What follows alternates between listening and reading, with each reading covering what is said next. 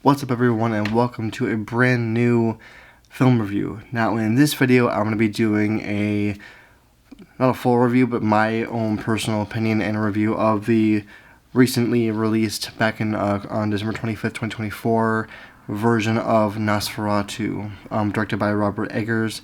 And now before I get into the actual my opinion and my history with it and all that kind of stuff, there is a few versions of this movie that have been released, as I'm sure as many of the fans of this movie know of the various different versions.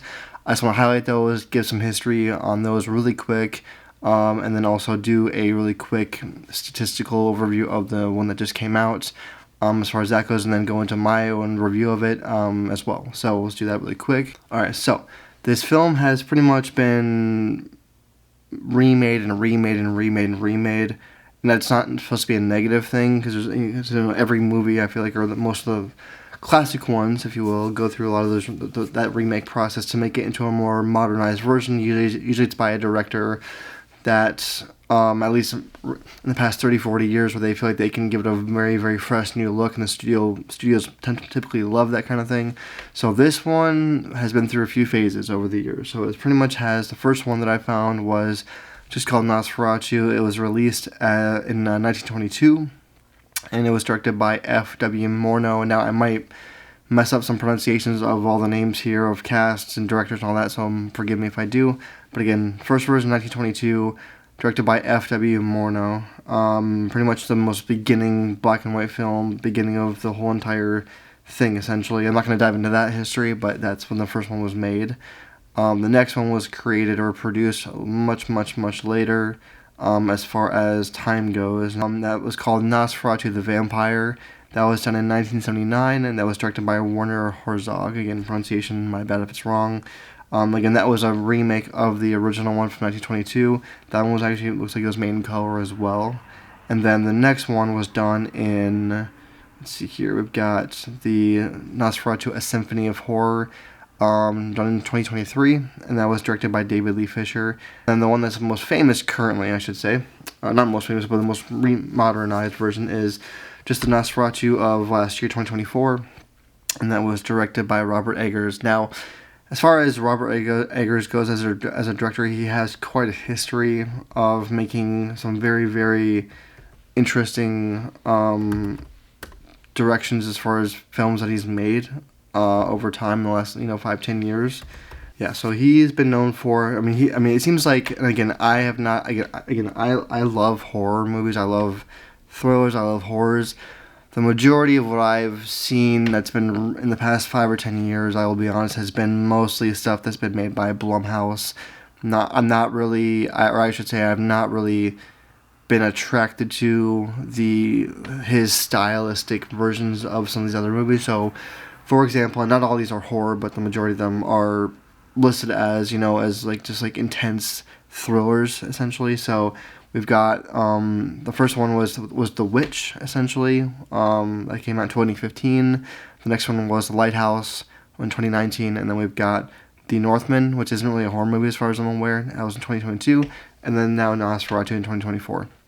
Now, a lot of these have kind of, I've seen all the previews for them, and I'm probably going to watch them, because I haven't seen any of them at all, actually. I started The Witch, and again, his style of direction, I love his style, but the direction of it seems to be more of a lot of, just not the shortest movies, not that I'm against long movies at all, but just they're very, I don't say script heavy, but they seem like they are script heavy. But if I'm wrong about any of that, let me know in the comments below, and let me know which one is your favorite of his releases, because I remember that, or I've heard from a lot of people, from other critics and other YouTubers, if you will, that they're all very, very intense and good for their own reasons, but you have to be into the right mindset and the right emotion to watch any of them as they are. And that's kind of one thing where I'm more of just it's not all about gore for me or anything like that. It's just more of it's just the style that he directs that I've seen in previews. I kind of think it's almost overly intense, maybe, in a way, which I'll kind of lead into here with my review of Nosferatu on that one. But that's just his history as well. for what he's done in the past. Now, as far as the current version goes, for what we're doing here today, now the cast is pretty stacked in this one. So in the lead role, of course, we've got Lily Rose Depp as Ellen Hutter, Nicholas Hoult as Thomas Hutter as the husband, Bill Skarsgård, who's one of my favorite actors of all time, as Count Orlok, as we know, and again, Aaron Taylor Johnson as, again, pronunciation, Friedrich Harding, Willem Dafoe, another insanely incredible actor, as Professor Alban Eberhard von Franz, again, pronunciation, and then we've got Emma Corrin as Anna Harding, and then from there, kind of gets more into supporting cast, but those are the main ones, of course, for that one as well. Again, this movie came out on Christmas Day, so December 25th, 2024. So that's kind of all the backstory of the director, just overall, just again, this movie's been remade quite a few times, 3 or 4 times, but I know it was, like, for example, like my wife, for example, labels it as pretty much one of the, based on, again, a modernized version of the original. So that's kind of the backstory of what I've read on it overall. Alright, so again, I saw this film on, I think it was a Christmas Day weekend, pretty much for what it was. And again, I knew very, very little about the actual previous ones. I knew what it was based off of, but I never watched them, of course. So that was kind of my starting point with it. But I am the kind of movie watcher, film watcher, if you will, that loves. I can be sold quite easily on a really, really well, really, really well done trailer, essentially, which this one had. And what was rad about it for me was that it was, it wasn't. It took a lot of things from the original, first 3 films, I guess, if you will, essentially on that part, as far as, aesthetic and style in the characters, obviously, of course, too, which I thought were very, very cool. But it didn't give a lot away in the trailer, so I went in, again, only knowing what Robert Eggers has done prior with his other movies, but again, I never saw those, so I didn't have anything to really base it off of as far as his previous work. But what stood out to me really from the beginning was how kind of quickly it dove into everything, as far as just, this the story. You kind of tell throughout the entire film that he was trying to get a lot done in a short amount of time, or I should say a lot done in the film without actually, making this go 3.5, 4 hours. Like, he probably could have done like a 4-hour version of this film to really get his idea across, and I thought that would make it kind of cool and interesting too. But that's just too long these days. We don't really have films like that anymore, unless they're like a Marvel film, things like that. But so first thing I noticed was that I love the switch back and forth between the black and white cinematography and the color. And again, I don't know much about behind the scenes or how it was made. I didn't watch any of that yet, but I thought that was very, very well done. And he did a lot of really powerful cinematography and storytelling with shadows, a lot, especially on a lot of the longer shots of there. That was like with Count Orlok's hand, and towards the end of the movie, like when he got into the city and moved into the city officially and was going after Lily Rose Depp, her character, for that part too. That was in the trailer, but that was still really, really cool and really well done for that part as well. And then I would say that, and so as far as the characters go, so it's a shame to me a lot that the Academy Awards don't nominate horror films or thriller films really at all, because the amount of acting and prep work and physicality that was in this film was really, really incredible. And I'm not going to do a full-on breakdown of this movie, because if you're watching this, you've already seen it, because it came out a month ago now, so it's been out for a while, and it's a very it was very pushed as far as promotion goes, so you can go watch the actual movie. But again, as far as acting goes, I thought Bill Skarsgård absolutely destroyed his role as far as prep work. And I've seen a lot of interviews with him before I even saw it, just about how, not even like the hours he spent in the chair necessarily to get all the stuff on his body, because it was a full body thing. I mean, I don't know how much of that was CGI, but just a lot of stuff was going on. But for me, like, and here's where I'll back up a little bit. So I love horror movies, I do, and it's not all about the gore necessarily, but the thing that really made me really kind of tense up, for the most part, for the entire film, or for the majority of it, until I saw Count Orlok, which I'll explain in a minute. But basically, it was the amount of kind of, in a way, like a haunted house scare that Robert Eggers goes with a lot. So what I mean by that, essentially, is, and because I go to Halloween Horror Nights every year in Orlando, Florida, Universal, and a lot of the bigger scares that get you in those haunted houses is partially because they max up the audio volume on, doors slamming, windows shutting. It's not always about the actual character being overly scary, or the actual creature or whatever it is being that scary or that intense of a thing to scare you. It's about the audio levels being so loud that it shocks you into being scared, and then the theming, if it's good and well done and authentic, it'll scare you as well, and those things combine into the scare overall being that much more intense.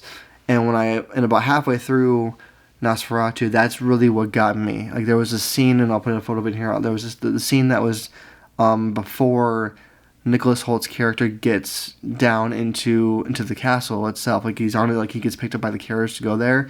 But there's two scenes there. There's the scene where he's where his horse, like, he has to walk up because his horse gets taken away, and he walks up through the mountains, basically. In I think it's Transylvania, I believe it is, right? And he gets to that point where it's a beautiful shot, but it's scary and super haunting and thrilling. And it's the most, like, dark shot, I feel like, one of the most dark shots of the film. And it's just him, and it's just him standing there, and the carriage is there, and he's got the door open, and he just walks slowly up to it to get into it. And just the pacing of that shot and how dark it is on the sides. And I know that because I watched some interviews with with Robert Eggers on that too, on that shot, and how hard it was for them to actually make it that dark, but have it still be light at the same time. So that to me was really, really cool, and how they shot that, because the sound level of it as he was getting closer, I noticed was, like, slowly amped up more and more and more, and I thought that was incredibly well done and also really scary. So there's that shot. Then there's a shot where they have I'll put a photo of it here as well, where they've got the actual carriage going towards, like, down the mountain, and you see the actual castle. That was really cool too, as far as his theming goes. And then there's the other one where he gets out of the carriage, and you see Count Orlok, just his figure in the far distance, and then Nicholas Holt's character goes into the castle officially, basically, and then they close the door, essentially. And those scenes right there are, to me, some of the best horror build-up scenes. And it reminded me of Halloween Horror Nights, because a lot of those haunted houses, like, really, there's so much build-up of, like, walking through into a home, walking just in through, like, whether it's a living room for a certain theme, whatever it might be. And that really, those cuts, those scenes really remind me of that kind of style, where it literally as dark as you can get, but also still lighten up, but the lack of sound really also made it really intense too. The other scene that really, like, it didn't get me, but it was really intense and scary still, was just when you really hear, for the first time in the film, you hear Count Orlok, Bill Skarsgård, his voice speaking, because it really takes over. It encompasses up the entire scene, if you will, and Nicholas Hoult does an insanely good job of acting there, because he's, like, trying to do his job, really. That's, like, the whole thing, is he's trying to do his job of getting the deed, of getting the house sold, getting the deed signed, and that's why he's forced to go up there in the first place. And then you can tell he pretty much slowly loses his mind while he's there. I'm not sure if it's just because of the intentions, and because he tries to leave, like, a little bit here and there, like he tries to go and leave immediately after it's done, but again, Count Orlok doesn't let him. He's like, no, you're here, like, you can't go yet, stay overnight, blah blah blah. And to me, that's really, like, besides all the later on action, that kind of thing, that's where I think it's like that part of it, all that really is what got me the most in the beginning, because it was all that lead up, that really kind of amazing voice work by Bill Skarsgård on his voice. That was the most intense part of it for me. And I'll get into why, once I saw Count Orlok in person, like his actual facial features, I kind of dropped, like, for me, like, the scariness kind of dropped off, but the story was still really good. So it's kind of, if that makes sense. But the thrill, like, was kind of gone, just because, again, it's like a haunted house. Like, eventually, you see the creature, and then you're done with it. And you're like, okay, cool. And then kind of like your levels kind of reset itself a little bit, if you will, in that part. And then as far as the acting goes from Willem Dafoe's character, his was incredibly good too, incredibly amazing too. I love him as he's a doctor, like the weird out there doctor kind of thing for his character, and then who he becomes later on in that twist and turn. And I think the most interesting other character as far as like transformative, besides like not being all physicality but just emotional, besides Lily Rose Depp, was really Aaron Taylor Johnson, his transformation, because he, as Friedrich Harding, because he goes from this like, very on his game, all about the business, taking care of his family, like with him and Emma Corrin with being his wife there, and then their children, and they have one of the most, for me, also very shocking like scenes of where once Count Orlok gets to the city, and then he gives Lily Rose Depp's character Ellen Hutter the 3 nights to decide on if she wants to be with him or not, basically.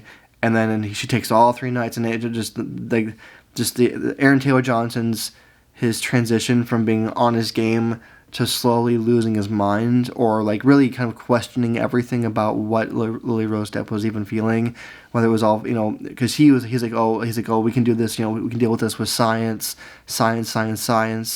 and as soon as it becomes a little bit more spiritual and demonized and believed like that, with Willem Dafoe entering into the scene essentially, or the story, then he's like, oh, this is nonsense, it's madness, and all that kind of stuff. And it's kind of sad because in the beginning, Nicholas Hoult and him are, obviously very close. They're friends, and I kind of like, because as soon as Nicholas Hoult's gone to get the deed signed, like he's kind of not out of the movie, but he's really kind of like, he's kind of done. He's like kind of written off in a sense. 'Cause, I mean, he comes back, but you know what I mean. Like he comes back in the end, but as a whole different kind of irrelevant kind of character at that point. But just the transformation that Aaron Taylor Johnson went through, as far as like being on his game the entire time, really kind of just was a surprise for me, because he ends up like losing his mind and doing some really questionable stuff, I'll say, at the end to Emma Corrin and his children when they end up dying, or being eaten, that kind of thing, and taken by Count Orlok too as well. And as far as other things that really kind of were like super intense for me about it as well, were just like how the pace kind of picks up, like once Count Orlok gets the deed signed, and then he moves into the city, that's when things kind of start to rapidly get going, and so that's kind of all the rest stuff. I think the parts of the movie where I was kind of not a fan of it, honestly, or where the shock, if you will, of the horror part of it kind of wore off, where I kind of like was like, okay, I get it. So like the story was still there, but the thriller part was gone. Was really when essentially as soon as kind of when the rats kind of came into it, and it became more of like, just everyone kind of started freaking out and about what to do with it all. And for me, it was as soon as I saw Bill Skarsgård's creature like up like his Count Orlok's face, and his not that it was bad acting, because it wasn't. It was like I think he deserves a nomination for his acting, his voice work, but just I feel like the light, the visuals, the cinematography lit up a little bit. That's why they lightened up a little bit as far as when Count Orlok comes into the city, because when that happens, the actual kind of horrorness is over. It becomes just really about him trying to get Ellen Hutter, get her. That's it. And then all the side kills, if you will, the side murders are kind of what's happening there too, and everyone losing their mind, and things being, lit up on fire, and the plague and all that kind of stuff comes into play. And once that stuff kind of started happening, like just I feel like the essence of the thrill was kind of gone for me personally. So that's just kind of how I feel about it. But and then again, there's a few questionable things that I thought were just kind of like could have been like left out. I mean, again, I have not seen the original other 3 to know about if any of these other supporting characters, as far as Emma Corrin and her children being pretty much killed and eaten, that kind of thing. If they were, if any of that was in any way the other ones, I don't think they were. Again, but I have not seen any other movies, so I'm not really sure to make that call.